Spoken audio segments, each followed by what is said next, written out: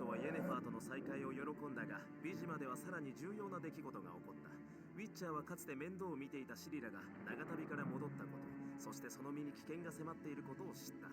皇帝の命令とイェネファーの頼みによって、あいつはシリラを探すことになった。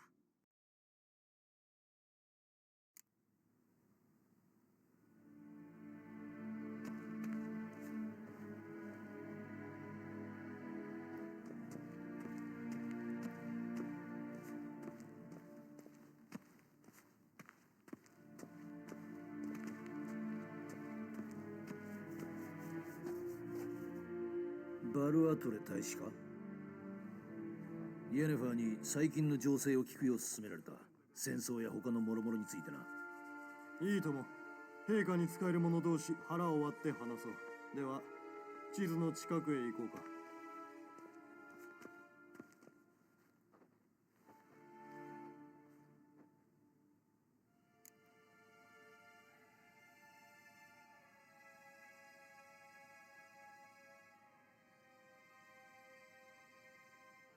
戦局はどうなっている？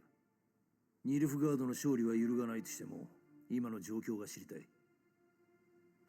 これはここだけの話にしてくれよ。今なら誰も聞いていないから、我が国に有利な嘘も遠回しな皮肉もなしだ。冬が来るまでの我が軍の進撃は目覚ましいものだった。エイダーンは凄まじい混乱で、我が軍への抵抗は皆無だった。だから雪が降る前にポンター川まで進めたんだ。残るは弱体化したケイドウェンと他の北方諸国からの救援要請を無視し続けていたラドビッド率いるレダニアだ。両国は和平を申し出るか属国になる可能性すらあった。我々は勝利を確信して春を待ったのだ。ラドビッドが降伏すると？そうだ。だが期待は裏切られた。ラドビッドは和平特使を送ってこなかった。かといって我が軍に反撃するわけでもなく、なんと雪深いハヤブサ山脈を越え同盟国であるケイドウェンを攻めたのだ。この攻撃はケイドウェンの人々に衝撃を与えた。まだ王の門も開けていない頃のことだ。率いる王もなく士気も上がらぬまま数回の小規模な戦闘で降伏し、ラドウィッドの配下に下った。春が来る頃には2つの弱小国は強大な戦力を持つ一国に変わっていた。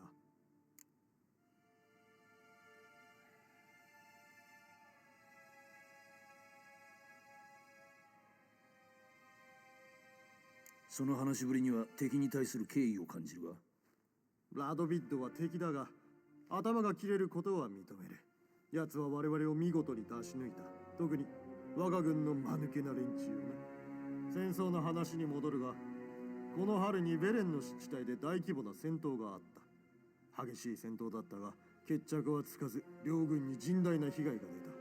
空前絶後と言ってもいい。ラドビッドはポンター川の向こう岸まで撤退した。今は安心していることだろうが、それも南からこちらの援軍が接近するまでだ。その時エムヒル皇帝が奴を叩きのめす。このまま故郷へ帰らないのか？長々と行軍しなくていいし、死者も減るだろう。残念ながら諦めるには今までの投資が大きすぎる。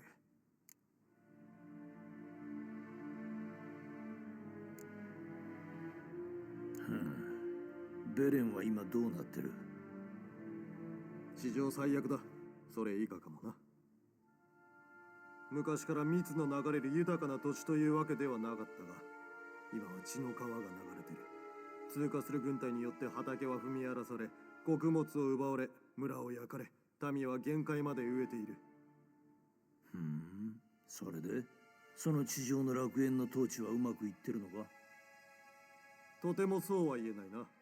我が軍は広範囲に広がりすぎて勢力としては弱く、そもそも湿地の森が広がっているせいで統治が困難だ。巡回に出た兵士が戻らないこともよくある。そんなわけで一時的に一人の北方人を統治者として任命することになった。元はテメリア軍の下級士官だった男で、フィリップ・ステンガーだったが、その名より血まみれ男爵の異名の方が有名だが、彼には関わらない方がいいぞ。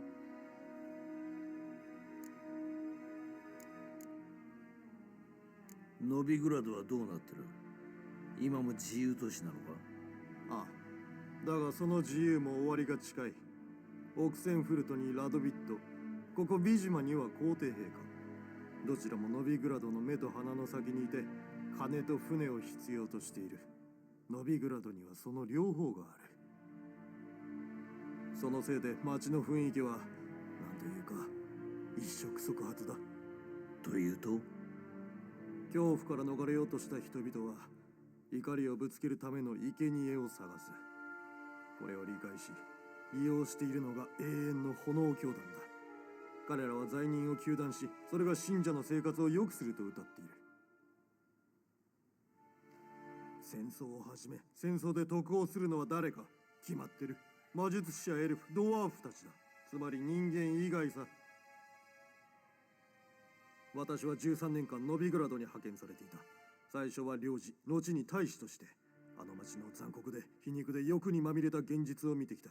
だが今はそれ以上の恐怖を感じる。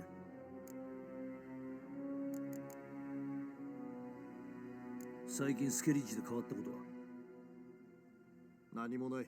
あの島の連中はそれを誇りにしてるんだろう。何をするにも伝統にのっとって祖先と全く同じことをする。そして祖先と同じように人間同士で争い合い略奪する。時には我々の輸送船を襲う。これには困るが些細なことだ。スケリッジはいつの時代も歴史の表舞台には出てこない。それだけの存在なのさ。随分自信ありげだな。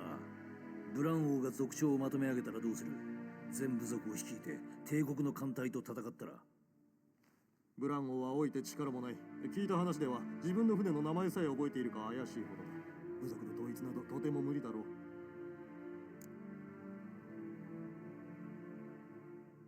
戦局はどうなっている？ニルフガードの勝利は揺るがないとしても今の状況が知りたい。これはここだけの話。残るは弱体化したケイドウェン。ラドビッド。そう。この攻撃はケイドウェンの人々に春が来る頃には。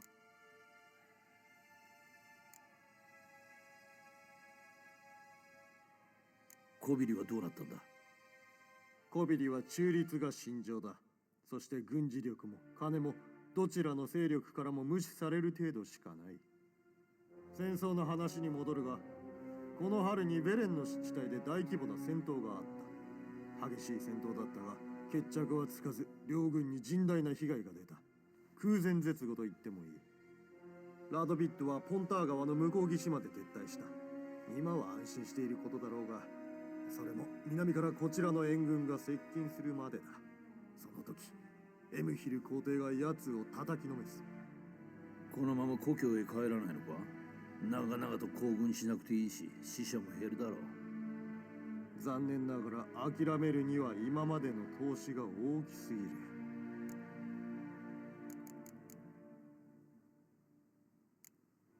協力に感謝する。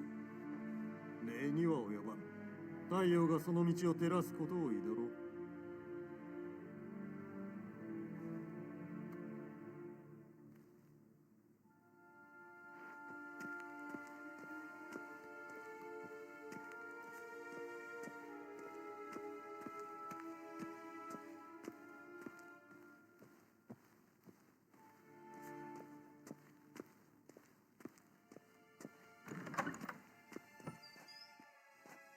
どのようなご用でしょうか？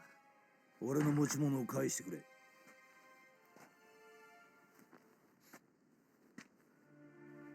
シトラスとクローブでございます。